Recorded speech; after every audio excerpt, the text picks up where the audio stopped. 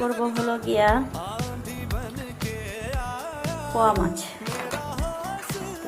এখানে দিয়ে দিলাম পেঁয়াজ, টমেটো, লবণ দিয়েছি, ধনিয়ার গুঁড়া, হলুদ, মরিচ সবগুলি একসাথে মিক্স করা। এখন এইভাবে মাখবো যাতে মশলাগুলি তেলও দিয়ে দিয়েছিলাম সাথে, তেল এসব দিয়ে ভালো করে মাখতে হবে।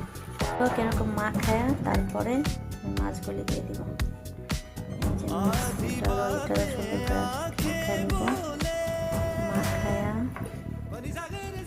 তারপরে হালকা একটু হাত ধোয়া পানি দিয়ে দিব। ওকে, পর্যায়ে আমরা চুলা জ্বালাই দিচ্ছি।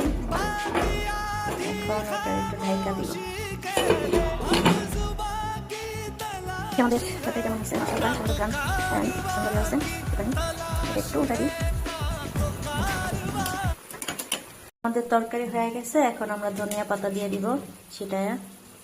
ঠিস ঠিস ঠিস ঠিস ঠিস। এই নাও যেন খেয়ে নাও, সুন্দর করে রান্না করেছি। সরি, কালারটা অস্থির হয়েছে, কারণ টমেটো দিয়ে তরকারি রান্না করলে আসলে তরকারি সুন্দর হয়।